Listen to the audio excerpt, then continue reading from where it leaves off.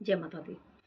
माँ आपको जैसे हम कई बार क्या होता है कि मंदिर में जाते हैं तो स्पेशल विशेष शिवालय में, जब भी हम शिवालय में पूजा करने जाते हैं तो कई बार क्या होता है कि हमें पता नहीं होता और हम अनजाने पड़ में ऐसी गलतियां कर जाते हैं जिसके चलते क्या होता है कि हमें हमारी पूजा का पूरा पूरा फल नहीं मिलता, बल्कि हमें हमारे सिर दोष लग जाता है उसका। तो इसके लिए मैं आज आपको दो चार ऐसे ऐसे वो कार्य बताने जा रही हूँ जिनके करने से आपको आपकी पूजा का पूरा पूरा फल मिले, साथ ही आपको दोष ना लगे। यानी कि पूजा को सही तरीके से किया जाए तो हमें पूजा का ज़्यादा फल मिलता है और अच्छा मिलता है और जल्दी मिलता है। तो इसलिए मैं आपको ये 2-4 सावधानियाँ बता रही हूँ, 2-4 ऐसे कार्य बताने जा रही हूँ जिसके करने से आपको आपकी पूजा का पूरा फल मिले और जल्दी मिले, अच्छा मिले। तो सबसे पहला तो कभी भी जब भी आप शिवालय में जाएँ तो शिवलिंग पर कभी भी कुमकुम या रोली ना चढ़ाएँ। हमेशा चंदन चढ़ाएँ, फिर वो चंदन पीले रंग का हो, लाल रंग का हो, सफ़ेद रंग का हो। और दूसरा, जैसे कभी भी जैसे हम बेल पत्र लेके जाते हैं तो पहली बात तो बेल पत्र हमेशा साबुत लेके जाएँ, कटा-फटा नहीं होना चाहिए। यानी 3 पत्तियों का 1 पत्ता माना जाता है बेल पत्र का, तो वो 3 पत्तियों का 1 पत्र माना जाता है, वो बेल पत्र लेके जाओ, वो भी बिना कटा-फटा होना चाहिए, कटा-फटा नहीं होना चाहिए, साबुत होना चाहिए।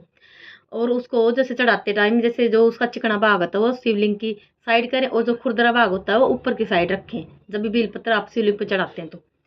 और तीसरा, कि कभी भी जैसे कोशिश करें कि नंदी के पास बैठकर ही आप पूजा करें, क्योंकि जैसे आजकल तो सभी लोगों को पता होता है कि जैसे कि हम बोलते हैं कि नंदी के कान में बैठ के बात कहते तो हमारी मनोकामनाएं हमारी जल्दी पूरी होती हैं, हमारी बात जो शिव जी तक जल्दी जल्दी पहुंचती है। तो इसलिए अगर आप नंदी के पास बैठकर पूजा करते तो आपको आपकी पूजा का बहुत अच्छा फल मिलता है। और चौथा, जब जैसे आप मंदिर में शिवालय में जब भी आप कथा कहानी या फिर मंत्र जाप का करते हैं तो पहले आसन, जब आसन ले पहली बात बिना आसन पूजा कभी भी ना करें, बैठ करके वहां पर आसन लेकर ही पूजा करें।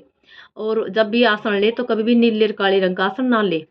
और जब आपकी पूजा खत्म हो समाप्त हो जाए, यानी कि आप मंत्र जाप जो भी कुछ कर रहे हैं पूजा वगैरह, तो जब आपकी पूजा खत्म हो जाए तो उसके बाद जो आसन है जिस पे आप बैठे हैं तो उसको उठा करके वहां पे थोड़ा जल छिड़के उस जल को थोड़ा अपने माथे पे लगाएं। और पांचवा, जब भी दीपक जलाएं तो कभी भी हमेशा सीधा दीपक धरती पे ना रखें, दीपक के नीचे कुछ अनाज के दाने जरूर भी रखें उसके नीचे। और सातवां, शिवलिंग पर एक पूरा लोटा जल चढ़ाएं।